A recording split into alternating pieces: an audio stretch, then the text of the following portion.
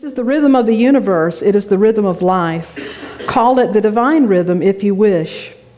We need continually to let go of negative beliefs, destructive emotions, unhealthy relationships, as well as the tendency to hold on to anything and thereby to resist change. We need to continually let the Spirit of life take over in us, to fill us with new life, to recreate us in mind and in body. I think that's what the psalmist meant when the psalmist said, "Create in me a clean heart." Heart meaning the mind, the body, the soul. The psalmist was basically saying, create in me an opening, a blank slate. Let me get out of my own way. And in creating that opening, fill me again with the promises. The master teacher Jesus said that we were promised the kingdom of heaven.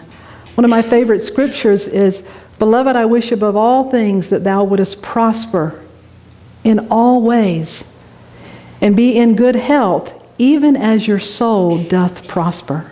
Our soul prospers. Our soul knows nothing but perfection and abundance, and all of our existence it's an expiration to have that be true for us in our everyday life.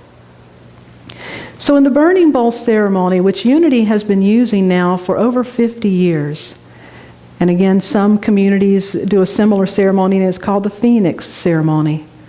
But it's simply an opportunity to release and to create space and to establish our intentions for how we're choosing to go forward in our life. And so to do this, we use ritual. And in our culture, we don't use ritual a lot. In Hawaii, I loved the fact that the Hawaiians use ritual every day. I had an opportunity to talk to a woman in Hawaii, and she said that every week when she sweeps her house, not only is she sweeping the dirt or the sand out of her house, but in her mind she's chanting in a Hawaiian chant that says, "Move the energy that is stagnant in my life. Let me release everything that is ready to depart and has completed itself in me." Everything, many things in that culture are a ritual. And what a ritual is an outer expression that is symbolizing an inner intention, an inner resolution. Ritual is also very powerful. One writer compares a ritual as a cosmic fax, that it's as if you're faxing the universe, the seen and the unseen coming together to produce what you're seeking to create. So the power is not in the ritual. The power is that we are using the ritual to connect with our power to create this change. So today we will enter a time of release. You'll have an opportunity on that little piece of paper to write down one word, one symbol, one picture, whatever comes up for you, and release. And then we will go forward with that. You found new paper? We got a little more. God multiplied the fishes and the loaves. Whoever needs one. Anybody else need? If you still need a piece of the little flash paper, just raise your hand. That means we took care of ourselves. We multiplied among ourselves. Thank you so much. I want to share, Cerny, if you'll give me that first song. I told you the Burning Bowl, when I first started attending Unity in Raleigh, North Carolina, I was so enthralled because I grew up Pentecostal and I loved it. I still do. I love to go to the lively services with my parents and family, and even though my belief system is different, there are aspects of it that really speak to me.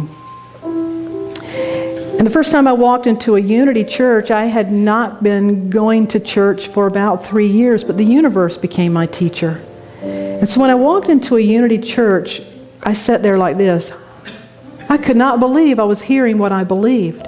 And so I went to one church at 9 and the other church at 11. I could not get enough. I thought, I can't believe what I'm hearing. And soon after, I experienced a burning bowl ceremony, and it was very powerful for me. So as a minister, now that I've been offering burning bowl ceremonies, I've had the opportunity to talk to many individuals, and never yet has there been a year that has gone by where throughout the year individuals will come up and say, at the burning bowl ceremony, I let this go, or I held the possibility this could happen, and I want to tell you what's happened in my life. And I collect letters. I call it my lavender file. I love lavender and I love the color lavender. So I actually have a file that I keep letters in that if I ever have those days, I wonder why am I doing what I do, and I sit down with my lavender file. I highly recommend that. One woman wrote this. She started with a quote by Werner Erhard, who is the creator of EST Informed Workshop. She started by saying, most of our notions about the world come from a set of assumptions which we take for granted. And for the most part, we don't examine or question. We bring these assumptions to the table with us as a given. They're actually so much a part of us that it's difficult for us to separate ourselves from them. We do not think about these assumptions, we think from them. She said, I attended Unity's Burning Bowl ceremony with a friend. I had always set New Year's resolutions, but I never considered that what really needed to be changed was me. I decided to believe I did have the power to let go of a particularly annoying habit, and I held the power to release a lifelong resentment. Now, if you knew this woman, you would know that when she made the decision to release this lifelong resentment, it was a pretty serious resentment. She said, when I placed my paper into the fire, I was surprised at the emotional release. Today, exactly 2 years later, I'm writing this letter to tell you I'm a changed person. The late Dr. Norman Vincent Peale once wrote, there's a spiritual giant within you which is always struggling to burst its way out of the prison that you have made for it. I never knew I was the author of my life, and that God was actually my true nature until I experienced that burning bowl service. So today, as I begin this new year, you showed up on my list of gratitude and graces. Thank you for creating the space for the possibility of a new me to rise from the ashes of my former life. May this year be the best year of your life. The space that we create this day, all of us, the space that you create in your own life, is the space that healing takes place. And so as we begin our ceremony today, we do so with song. There's a very powerful song that says, I lay it down, I set it free, I let my heart rest, I let it be. I lay it down, I set it free, I lay it down on the altar of love. I'll sing it once and I'll ask you to join me.